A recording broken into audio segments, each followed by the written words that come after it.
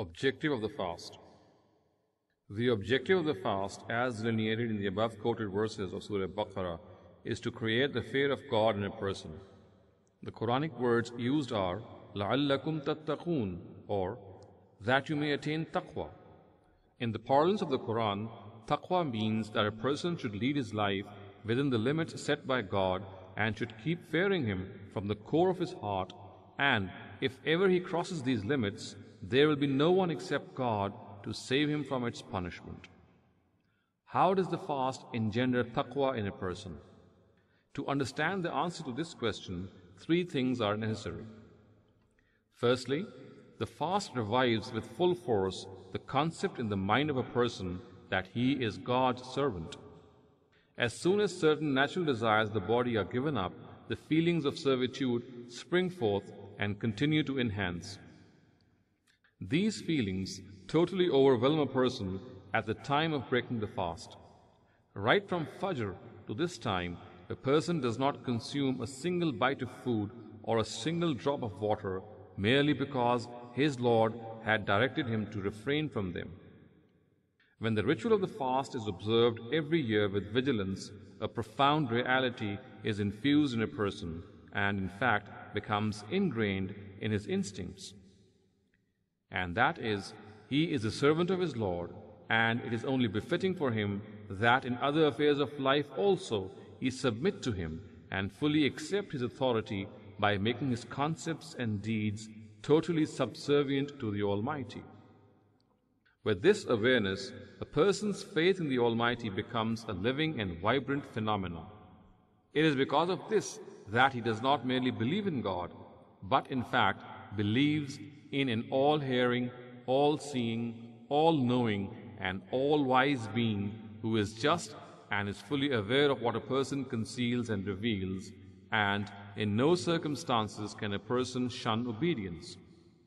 This is the foremost requirement for engendering taqwa.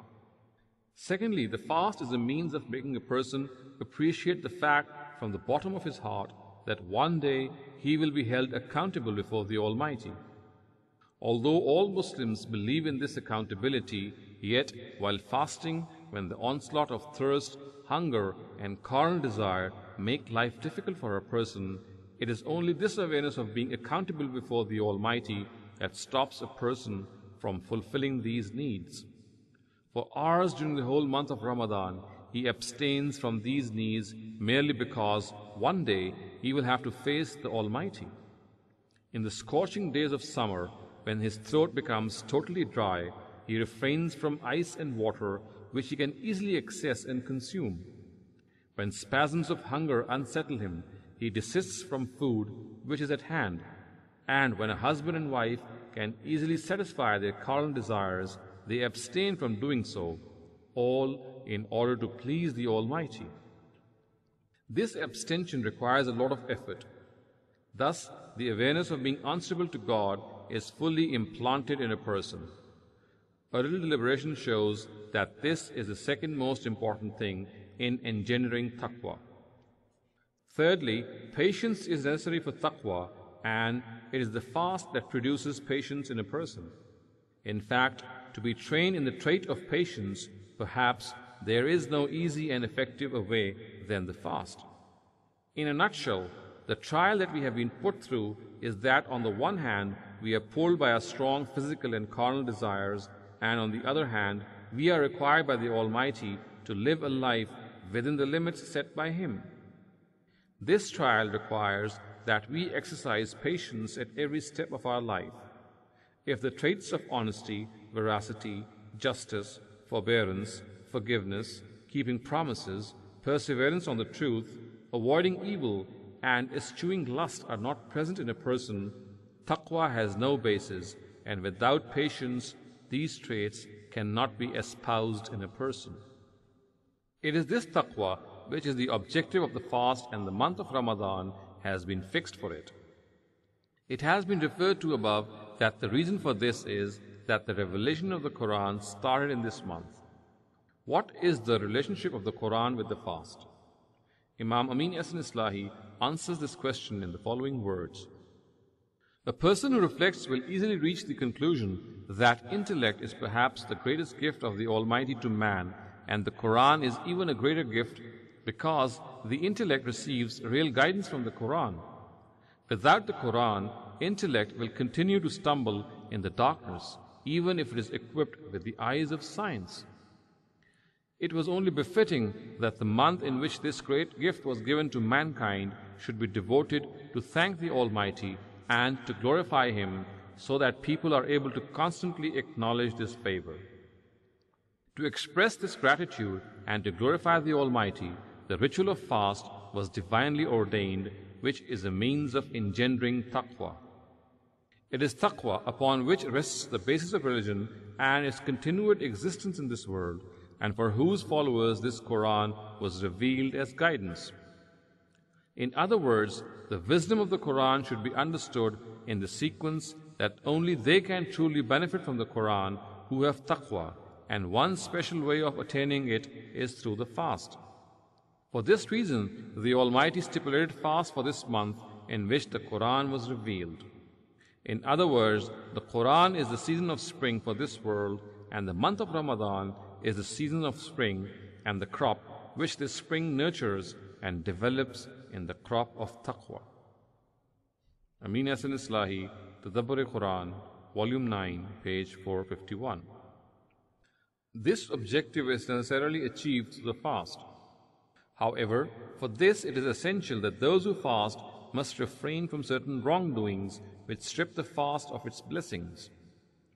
Although these wrongdoings are numerous, all those who fast must at least be aware of some of them. The first of these wrongdoings is that people tend to make the Ramadan a month of savoring their taste buds. They are of the opinion that they will not be held accountable before the Almighty of whatever they spend in this month. If such people are affluent too, then this month becomes a month of partying and festivity. Instead of making this month a means of disciplining their desires, they make it a means of nurturing them and spend all their time in preparing meals for the iftar. Throughout the time of fast, they keep thinking of the delicious food they would fill their bellies with once they break their fast. The result of this attitude is that they do not gain anything from the fast in the first place, and if they ever do, they lose it.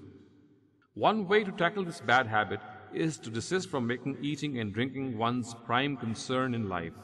One should eat and drink to sustain oneself and to gather enough energy for work, and not make these needs one's goal. A person should eat whatever foodstuff is easily available to him and thank God for this provision. Even if he is served with something he does not like, he should not get angry.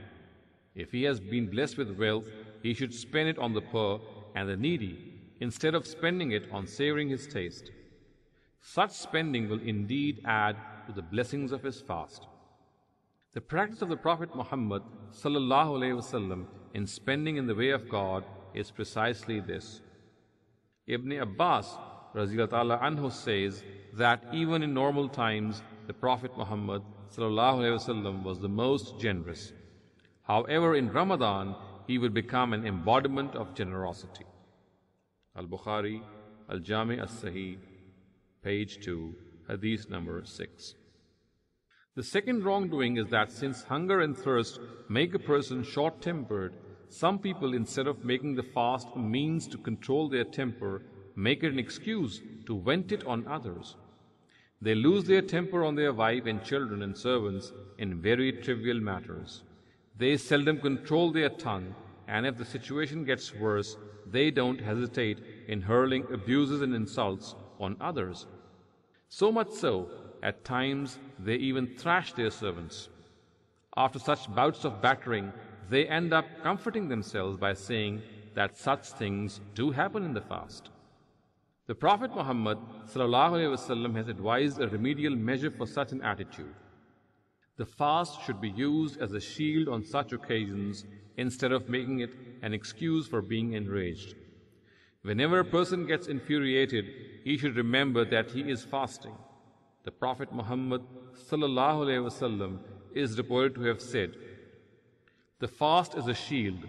Whoever among you fasts should not indulge in lewd talk, nor be overcome by his emotions.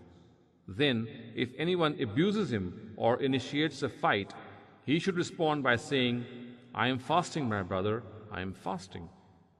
Al-Bukhari, Al-Jami As-Sahih, pages 304 and 305, Hadith number 1894. It is a proven reality that if a person who is fasting reminds and checks himself in this manner on every occasion he is annoyed, he will see that gradually he is able to control the devil within him, and he will be seldom overcome by it. The feeling of being victorious over the devils of his desire will produce satisfaction and a sense of superiority, and this reminder initiated by the fast will become a means of his reformation. He will then express his anger on instances which really entail such expression. No one will be able to annoy him on all occasions. The third wrongdoing is that people try to find replacements for the food and drinks and other things they have given up, replacements which they think do not harm the fast in any way, thinking that they make it easy for them to spend the time of the fast. They will play cards, read novels and plays, listen to songs, watch movies, and gossip with their friends, and if they are not able to do these, they would end up backbiting and besmearing others. When a person's stomach is empty, he relishes the meat of his brother in the form of backbiting. The consequence of this attitude is that at times people begin this activity in the morning, and only at the time of breaking the fast do they leave it. One way of tackling this failing is that a person should consider silence to be among the etiquette of keeping the fast, and he should try to refrain from loose talk. The Prophet Muhammad ﷺ is reported to have said, a person who does not desist from lying and practicing it, then the Almighty does not need him to abandon eating and drinking. Al-Bukhari, Al-Jami As-Sahih, page 306, Hadith number 1903. Another remedial measure is that a person should spend his spare time in studying the Quran and Hadith and in understanding Islam. He should make good use of this opportunity by learning some supplications mentioned in the Quran and the Hadith.